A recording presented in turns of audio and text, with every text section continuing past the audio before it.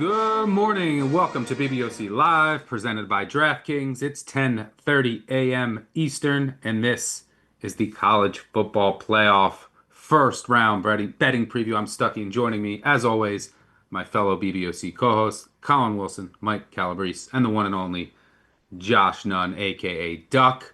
Got a lot to get to today. We'll go through all three first round games coming at you today. We'll also talk some FCS with Duck. Don't forget about the FCS playoff games today as well. We'll put together a DK parlay at the end of the show if you want to follow along. Speaking of which, we'll be dropping quick slip links in the YouTube chat. Use those to quickly and easily add any of our picks that you'd like to follow along to your bet slip. Gentlemen, we have one playoff game in the books with Oklahoma going down at home, the first team to lose at home in the college football playoff to Alabama.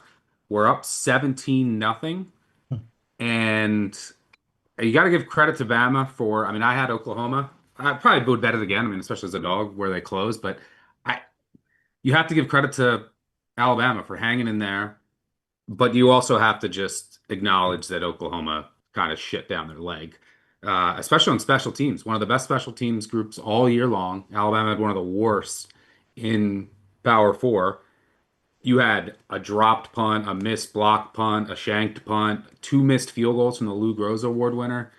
I mean, those add up. But I think one of the turning points of the game, you had DeBoer getting aggressive going for it on fourth down when they were like on the ropes. You had that drop pass that then turned into a dropped punt, and then you had the pick six by Mateer. I thought one of the things that Alabama Really did increase. very well, and that they deserve a ton of credit for, is some of the defensive adjustments that they made and coverage, some of the coverages that they disguised to confuse Mateer, which is exactly what happened on that pick six, which was a huge play in the game. So Alabama advances to take on Indiana, where they will be I believe, they'll probably close a touchdown plus underdog. Colin, any key takeaways from the game? Kane Womack made defensive adjustments after the first session that completely threw John Mateer off his mark. So what they were doing is they're putting seven guys on the line of scrimmage. They were trying to create pressure. Simple Kane Womack defense where he's got his nickel in the back, his cover three shell, and Mateer was pulling, just tearing that apart, going over the middle.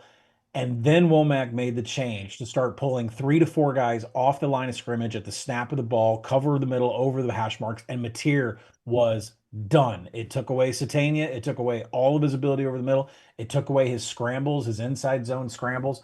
For I've banged on Kane Womack during our podcast over the years for never having in-game adjustments, and that's why Alabama gets routed sometimes. His adjustments on blitz schemes and hiding blitz is exactly the reason Mateer got so bad so fast in that game. Yeah, I will say Bama has lived a charm. Look, I am upset we have to watch this Alabama. I just don't enjoy watching them. Their offense is extremely ugly. Uh, they've lived a charmed life all season. I mean, you had Oklahoma making all those mistakes. You had South Carolina, who should have beat them and knocked them out of the playoff. You had the tipped pick six off the hands. You had Auburn, that game. I mean, but Alabama advanced. Duck, any thoughts? I mean, it was just quite stunning how fast it happened, too. There were so many different things that had to go Alabama's way for them to get to the position that they were to close the first half. Fourth and two, gutsy call. They go for it. They get the catch. A guy breaks four tackles. They score a touchdown. Mateer misses the wide open receiver. Could have ran for the first down, and then maybe you salt away the first half clock, and you I get think he into should have half. caught it. It hit his hands. I mean, Should have. but yeah, you could have run. You could have run for that too. Big play in the game. I mean, special teams was just so critical, and those guys just did not show up. You talk about the two missed field goals, the drop punt, there were some coverage issues, the pick six, and then Colin hit it right on the head. The schematic change defensively, and Mateer was just deer in headlights in the second half. You could see it the first two drives. It was like, oh boy, these guys are in some major trouble. They just could not figure it out. Calabrese, any thoughts? Yeah, I mean, I took Bama in both matchups this year. I felt like I deserved to win the first one when they were -3 in the turnover margin, but they doubled Oklahoma's yardage as one of the most egregious net success losses of the entire season. And this one, if you gave me a get out of jail free card when I'm down 17 nothing to walk away from the bet, of course I would have taken it. No one on God's green earth was going to say Oklahoma's special teams were going to betray them in this game. It didn't make any sense. But that's just the way it sometimes goes with small sample sizes. And the only thing I will say is that I had faith in the Alabama coaching staff. I didn't necessarily think it was going to be Womack. I thought it was going to be, Grubb and DeBoer getting a little bit deeper in their bag to manufacture some big plays in this game. While they did do that, it was the defensive coordinator in the second half. They got 5 sacks in that game. Mateer clearly didn't know what he was looking at. And I'm not sure if that interception, that pick six, is on him, if it's on the wide receiver, if it's an option route, because clearly there's nobody within 8 yards of that pass. So it wasn't as though he was trying to fit it into a tight window. Maybe we'll get some clarity on that long term. But at the end of the day, the game ball goes to Womack. And at least I know you're not looking forward to it, Stuck. If he pulls another phenomenal game plan out and adjustments against Indiana, hopefully he can make it a 4-quarter battle. That's all we're really asking for as both fans of the sport and bettors from a live betting perspective. Give us some competitive football. It looked like it was going to be a runaway, ends up being a classic last night in Norman. I will say maybe in the grand scheme of things, it was a just result because it was kind of like a flipped result from the Yes. first game. Yeah. When Oklahoma beat Alabama, they got all the breaks, the pick six. And in this game, they're up 17 nothing, dominating, and then Alabama got all the breaks and advanced. If Oklahoma doesn't win that first game, they don't get in. So maybe it was just in the grand scheme of things. We'll break that game down in depth this week on the Big Bets on Campus podcast. Wherever you listen to podcasts, we will have our part three, bowl betting preview part three. I think there's 12 games we're going through tomorrow morning. That'll be out tomorrow night. So make sure you stay tuned. We'll have 7 parts all the way through the national championship. But let's get into today's games. We'll start with the first kick between Miami and Texas A&M. Miami has taken some money. I think Texas A&M sitting consensus 3-point favorite. Last time I checked, total has come down a bit. Might be some wins in College Station down to I think 48.5. Colin, what are you seeing here? I'm going to take a first half under here. Early kick, 11 a.m. Jefferson Pilot start. I think what you're looking at is a Texas A&M offense, and I know that Le'Veon Moss was on the questionable list, but they are going to try to establish a ground game, which means they're not going to go to their best part, which is Concepcion and Carver with Marcel Reed throwing it to them. Texas A&M has chronically had slow starts coming up over the past. They didn't score in the first. They only had a field goal against South Carolina in the first half. They didn't score in the first quarter against Texas. And those slow starts are not going to work against a Miami defense that's allowing 4.8 points in the first half this season. That is the third best scoring defense in the nation. This should be a very slow start here as they start to feel each other out. I expect Corey Heatherman's defense to be completely prepared. And look at Miami. I didn't say this on the podcast the other day. Miami's like one of the worst teams in the nation creating explosive plays. Like they're like bottom 130 in rush explosives. They're not very good in pass explosives. They are a methodical offense, and that also burns time off the clock. So first half under here. I think there's some 24s out there, but that's definitely the number you want to target. Yeah, I would agree with you there. I think both defenses are also trending up in the health department. Texas A&M gets a couple key contributors back that might help with their run defense. Keontae Scott, Miami's best corner, returns. That's huge, especially in the slot. Very versatile piece. Their best corner by far. He comes back from injury. I think in this particular matchup, that's especially important if you can stick him in the slot, especially compared to who they had there over the past few weeks. And if you look at Texas A&M's analytical profile on defense, the way you can really hit run explosives on them all year long. And as you said, Miami is just not that team. They are not an explosive running team. Miami also on the other end, I think will do a pretty good job of with their two high shells and preventing Texas A&M from getting too many explosives. I think they feel each other out early. I would agree with you there. Throw in some wind. I like the first half under. Calabrese, what are you seeing here? Preseason, go back to August, it was supposed to be JoJo Trader as the go-to guy in this offense. Clearly, it's materialized as Malachi Tony. And Shannon Dawson is finding so many ways to get this guy the ball. It's the reason why I like him at minus 120 in the anytime touchdown market. Last 3 games, he scored in each 4 total touchdowns. But when you look at the total, in terms of his targets, it's just been bubbling up as the season's progressed. 31 in the last 2 games alone, plus 8 additional carries. And that's critical here because at Kyle Field, at field level, there's going to be some wind. And if it's difficult to push the ball 15 plus yards downfield, that doesn't impact Tony all that much because you see what Dawson does pre-snap. He has him in motion out of the slot, bubble screens tunnel screens, wildcat quarterback play for him. A guy usually his size, you're not going to get many opportunities in the red zone for touchdowns, but if he has 3 or 4 wildcat snaps as well, I think that trends in our direction. And the final piece of it, Texas A&M's punt coverage is really leaky. They're outside the top 100. They gave up a punt return score this year. If he gets his hands on the ball with any space, we could get the touchdown there. So anything up to minus 130, I think this is mispriced for an anytime touchdown on the best player, maybe on the field, clearly for the Miami Hurricanes. Duck, you're on board with the first half under as well? Yeah, let's get that punt return touchdown for Tony in the second half. Yes. Um, Miami D shows up early in this one. 11 times this year, Miami has held their opponents to 7 points or less in the first half. As Colin had mentioned, 4.6 points per first half allowed on average. And Miami should, the goal should be to establish the run here. And I think A&M's run defense will invite that. Get the crowd maybe out of it, go through the feeling out process, get Pringle involved early, I think is what I would do if I was Miami here.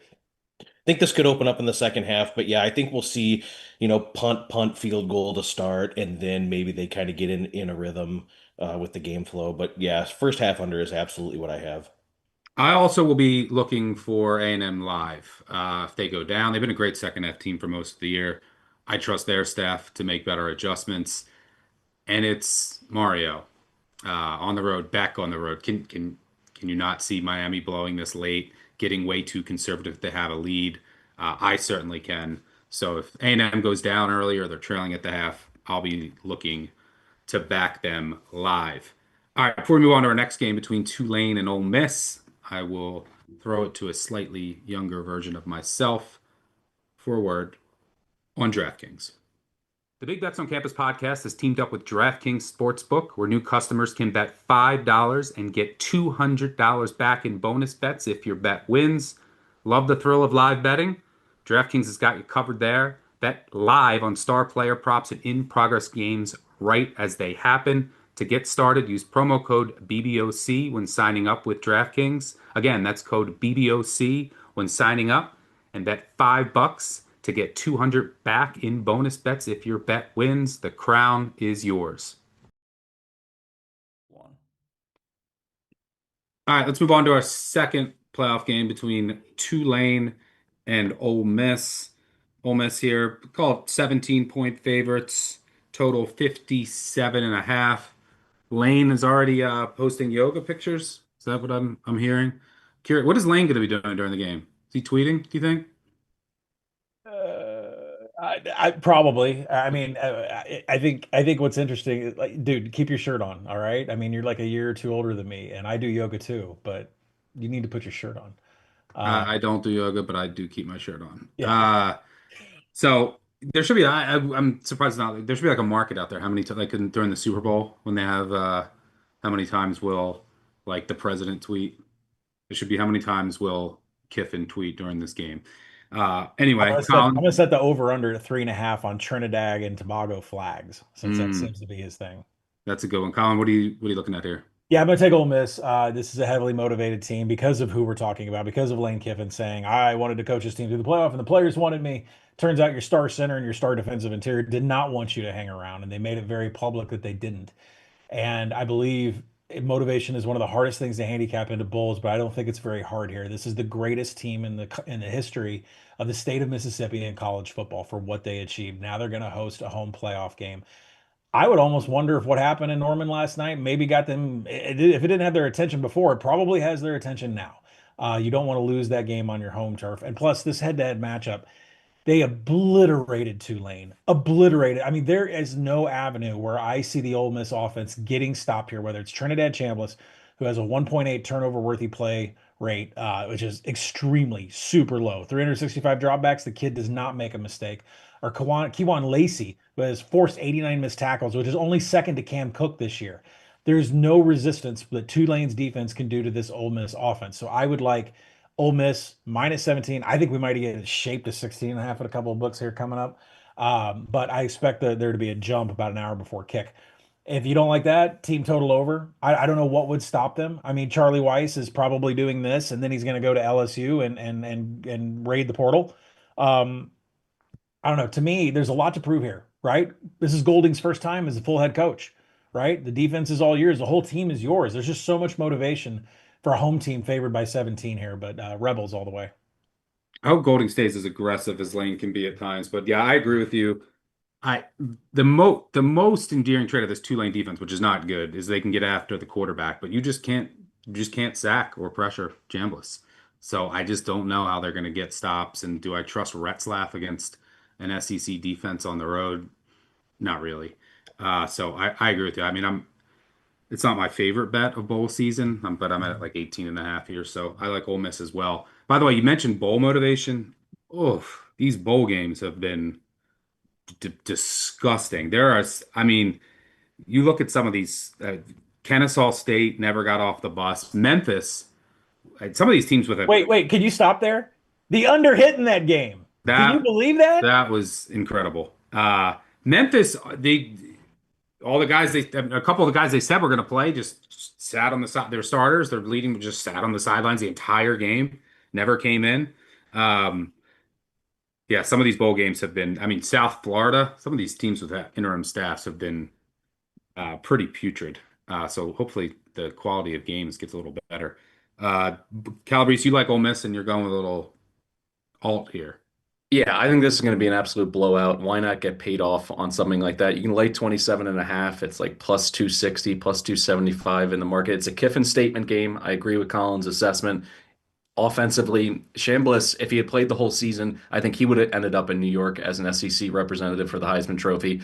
But for whatever reason, he's kind of flown under the radar. Lacey is somebody who's just going to run through this two-lane defense. And then when all the pressure slides over to Retzlaff, we've seen him absolutely fold this year against this very same Ole Miss defense. But also look up the UTSA game at the Alamo Dome. As soon as things went bad, it went really bad for him in this offense. And the other piece of it is finishing drives is so critical, particularly as a dog. You can't be settling for field goals. This is one of the worst, bowl teams in terms of finishing drives in the end zone once they get inside the opponent's 20. 99th in touchdown percentage in terms of their red zone efficiency. That's a huge red flag for the Green Wave here.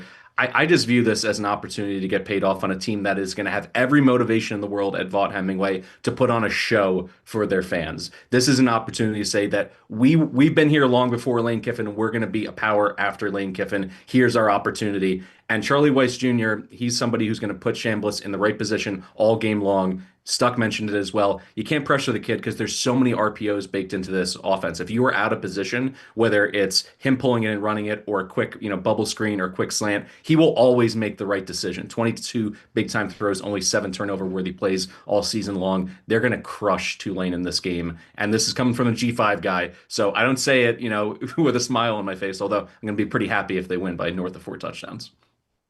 Yeah, I mean, the path for Tulane, I think, I mean, Jamari McClure has basically taken over as the lead back late in the season. I mean, he only had like, I think, 2 or 3 carries in the first meeting, and he's been pretty good, albeit, against North Texas, who has a bad run D. Charlotte, I mean, they Charlotte, played some Temple. dogs down the stretch in the American. But if he gives them some more juice in the running game, and then Retzlaff just has to have a great game on the ground with his legs, and they just have to slow this game down to a crawl and then get out to a lead. Otherwise, it might get ugly. Duck, you also agree here, but you're taking a slightly different angle. I mean, I have 2 bets on the game. I've got Ole Miss in pocket. I think Tulane stays under their team total. If you just look back to the first matchup, and it's not a lazy cap, I think we'll see this play out similarly. Tulane's defense could not get off the field. Tulane was outgained by nearly 300 yards in the first matchup. Every drive for Ole Miss ended inside the Tulane 40-yard line or ended with a score other than a third quarter punt. I think Ole Miss left some points on the board in the first game. And if you just look at the path for Tulane and how they're going to move the ball, offensive line could get overwhelmed here by the defensive front of Ole Miss. They're not going to be able to throw the ball. Retzlaff was just 5 out of 17 in the first meeting for 56 yards. They're just not going to be able to move the ball. They're going to be in third medium or worse all game. I don't think they're going to be able to throw their way out of it. Even in the first meeting, their last touchdown came while down 42-3 or 45-3, whatever it was, in garbage time with the backups in. That was their scoring touchdown drive with 4 minutes to go. I just don't see Tulane being able to achieve successful plays to outpossess Ole Miss. Should be quick possessions for Tulane, punting back into it, and then Chambliss. They played the first meeting and it was only his second start for Ole Miss. Now he's got so much more experience. You're not going to rattle this guy. I think this could be major, major trouble. It was kind of a bad spot the first time Ole Miss played them in an SEC sandwich spot. They weren't necessarily up for it. Tulane was. I think this is absolute paddle to ass here with Ole Miss today. I would tend to agree. All right, so everyone is on board with Ole Miss. Let's move on to the C block. Bring just Duck in here for the FCS playoffs.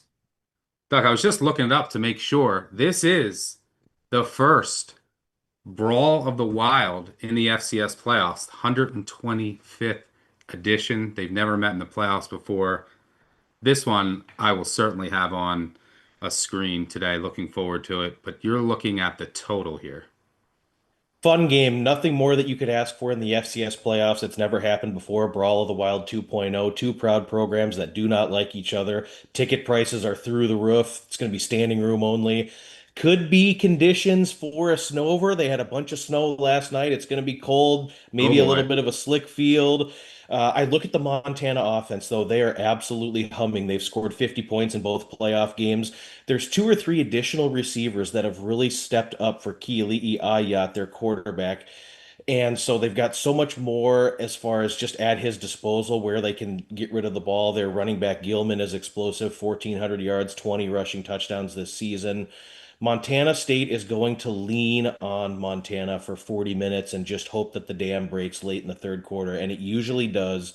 Montana's defense is gettable. I think we'll see Julius Davis and Adam Jones humming on the ground. And then Taco Dowler, Montana State's receiver, electric punt returner, electric explosive receiver that can score from anywhere on the field. We've got two really accurate quarterbacks that are going to throw it around. We could see a couple explosive special teams plays. I like over 53 and a half. I think this one's going to be fireworks, real tight battle that comes down to the end, but both these teams should be in the 30s. All right, well, you just got my attention with a potential snover. I'm gonna need you. What time's this kick? 3:30? 4 Eastern? Is this the Yeah, afternoon game? I think it's earlier. I think it's two. Okay, I'm gonna need you about 20 minutes before kick to get me either text me or tweet me. I need a picture I'll of the get it. field. Uh, because I would love to get in on a Snover in the Brawl of the Wild. In the other FCS semi, a surprise matchup between Illinois State and Villanova. Illinois State just blew up the bracket by beating North Dakota State in one of the biggest upsets, or probably the biggest upset in FCS playoff history. And then you had Villanova pull off a pretty big upset themselves at Tarleton. Villanova will now host Illinois State. You're also looking at the total here.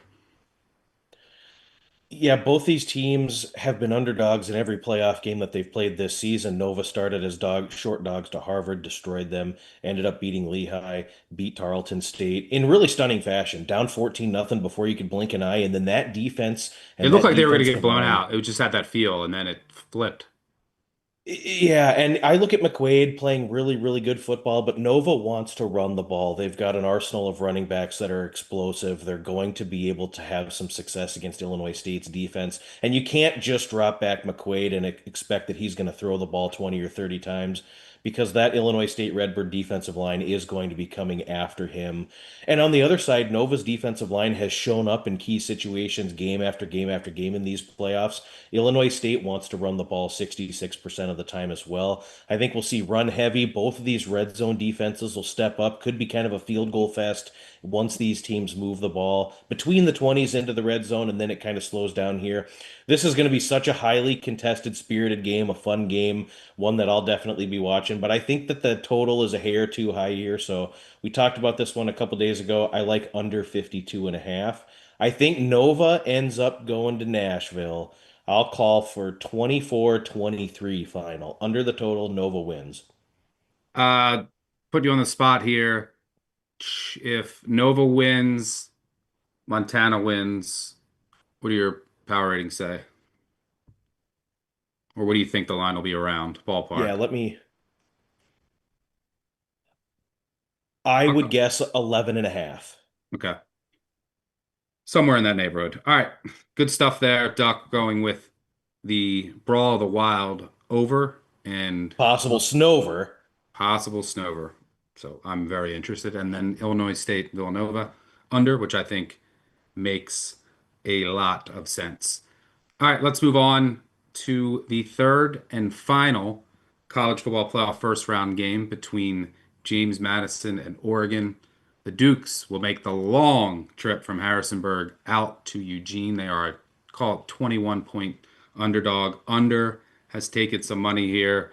Part of that, JMU, I'm assuming, wants to shorten this game at all costs. They are already very, very slow and methodical.